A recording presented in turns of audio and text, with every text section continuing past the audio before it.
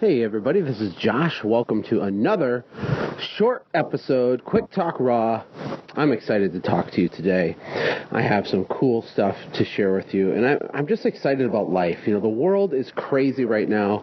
Politics are crazy, and it just feels like so many things are falling apart, and maybe in your business some things feel like they're falling apart, but, you know, nothing is irreparably damaged, right? There's always hope. You always got to be able to see the bright side, and I see the bright side in a lot of different ways. And what I want to talk to you about today is company culture. So what does that even mean, and how is it applicable to a little tiny business? My business started so small. It was just me.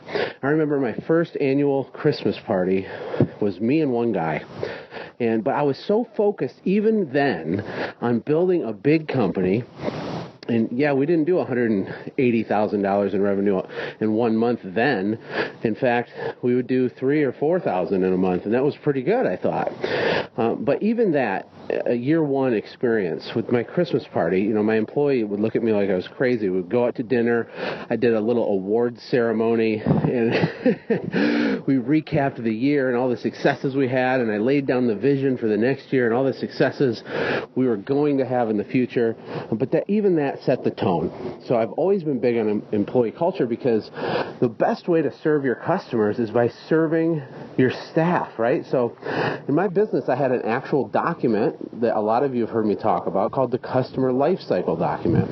And I would map out visually all the different opportunities I had to touch and connect with customers throughout the process of someone doing business with us. So from the initial phone call when they inquire about pricing or they ask for an estimate, and then when we do the estimate, how did we do it? What did we say? What did we wear? What was it like? What did they feel like when we went through that experience with them? How did we present our pricing? How did we bundle our services together in packages? How did we do all that? Everything was specific and mapped out, right? Well, then we do the service, and then we do follow-up calls, and when we do the service, we had the 3 touches, and we had a 6 ask referral program, and all this stuff, right? But I had the same thing in place for my team members, because I believe that the employee life cycle is just as important as the customer life cycle.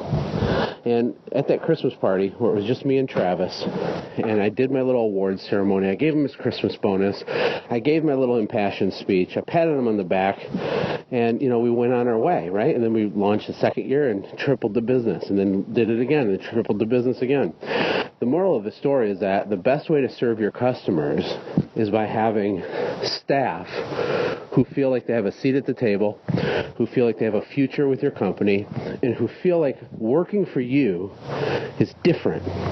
Working for your company it just has something about it. They can't even put their finger on it, but they like it. They're a part of something.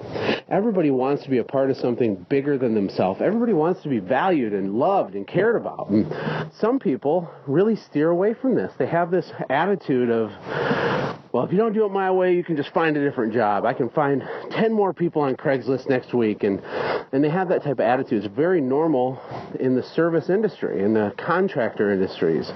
There's a lot of abrasive business owners. And what they're not understanding is that they're punching their own self in the face by doing that. And when their business is flat, when they've had a company for 25 years and they can't break $1 million and it's taking forever and it doesn't work and it's stressful and going to work isn't absolutely exciting every day, they don't understand why. And it's because they only care about themselves and they don't focus on giving enough benefits and investment of finances and investment of time and investment of relationships to the key players on their team, right? I talk also a lot about how small businesses like to be the quarterback, and they need to be the coach.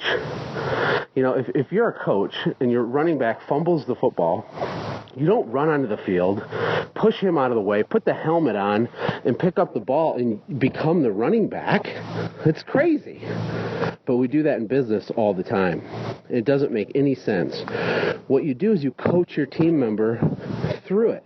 You coach them on how to reduce the amount of fumbles. We coach them on how to hold the ball, how to hit the hole a certain way, and how to lean into tacklers, and all the fundamentals, right? Well, in business, we also have fundamentals. And if you can't assemble a team of people who have buy-in because they get it, and they know that you have their back, and they know that the company's going places, and they want to participate in building that dream, if you can't do that and get that right, you're not going to have a very good football team. You're not going to win a lot of games. And besides, it's not as much fun. I mean, the best feeling in the world was when my first employee that bought a house. He got a mortgage, and this guy had nothing when he came to work for us, but he bought a home, right? And he had a baby and all this stuff. And seeing my little cleaning business be able to provide that pretty early on was an unbelievable feeling, because if you guys haven't heard this, the best way to get what you want is to help other people get what they want. And you will succeed by default by investing in the long term in other people, especially your employees. So culture is critical. I also had a meeting this morning with the general manager of a big cleaning business. And we were going through his yearly calendar, kind of how he runs his day. What does he do? Because I'm a big believer in, tactically planning out the whole season, the meetings and the different marketing times that make sense to do what, and everything, really. It's a whole long thing. But the point is this: when we're talking about meetings, I made the point to him. I said, you don't run meetings just to do a meeting, right? You don't do a company picnic just so you can say, okay, I did the company picnic, check that off the list. No, you have to get a return on your investment. You have to have a yield off of that. And so if you have a performance review with an employee, if you run a team meeting for your staff, if you're not getting a return on that time investment, you're doing it wrong. We don't do these things just to do them because we just think that's what businesses do. We do it to achieve a specific result. And every single time you engage your staff, every single time you have team meetings or get-togethers or events or anything, you have to be super intentional about getting the highest yield possible. Well, how do you do that? How do you do that, Josh? How do you get the highest yield possible? Well, it starts with understanding what your people want. Some people want public recognition. Some people want a little extra cash bonus that they weren't expecting. Some people just want to understand the plan in detail and what their career roadmap looks like. And they need to be reminded constantly. Some people just need encouragement or a little coaching. And if you're not doing those things unique to each person, right, because everybody needs to be coached a little bit differently. Some people you can hammer them. Some people you can be aggressive with. Some people you can't. Some people you just can't do that with. It doesn't work. So your job as the coach and the leader is to set up the bones, the guts of your unique company culture. And I'm telling you, your business can get really fun when you figure this out. Your business can mean a lot more than dollars on a piece of paper or numbers on a spreadsheet when you start to build these types of relationships. It changes people's lives, and it can change your family tree and change your business. So the best way to get what you want is to help all of your employees get what they want, and they will serve your customers at a super high level when they love going to work for a company that they know has their back, that they know isn't going to crucify them if they make a mistake, and that they know genuinely cares about them. So that's it. That's my quick talk raw for today. I appreciate all of your time. Hey, if you're listening to this and getting value, I need you to do me a favor.